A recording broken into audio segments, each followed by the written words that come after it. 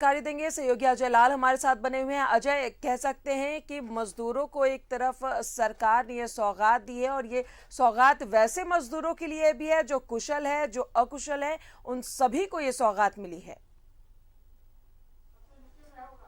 देखिए राजदा, जो 1,60,000 निबंधित मजदूरों की बात आ रही है, ये वैसे मजदूर हैं जिन्होंने कोरोना काल के पहले अपना निबंधन लेबर डिपार्टमेंट में कराया था। कोरोना काल के बाद जितने मजदूर वापस लौटे हैं झारखंड में, यदि उन सबों की संख्या जोड़ दी जाए, यदि उनका निबंधन की संख्या जोड़ी जाए, तो ये आंकड़ा मुझे लगता है कि 3 लाख से ज्यादा पहुंच जाएगा।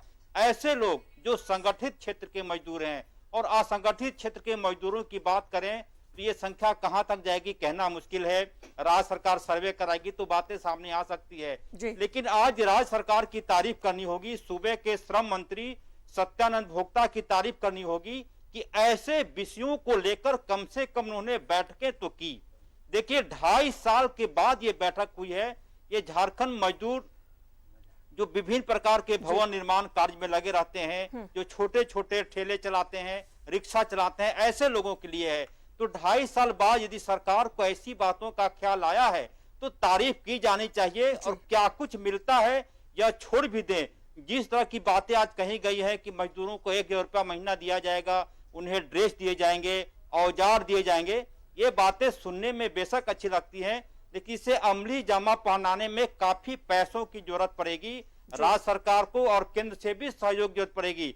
और अच्छी बात यह है कि केंद्र सरकार लगातार सहयोग भी कर रही है। खुद सत्यानंद भोक्ता ने कहा कि मजदूरों के हित में कम से कम केंद्र से जो पैसे आते हैं उसमें कोई कटौती नहीं हो रही है। तो दोनों राज्यों दोनों सरकारों को मिलकर, राज्य सरकार या फिर केंद्र सरकार को मिलकर मजदूरों के हित में फैसला लिया जाना चाहिए। और अच्छी बात है कि कम से कम इन लोगों ने चर्चा की कि हम मजदूरों के लिए क्या कुछ करने जा रहे हैं। कब तक कर पाएंगे, कैसे कर पाएंगे, ये लाख टके का सवाल है, कैसे हो पाएगा या भी नहीं।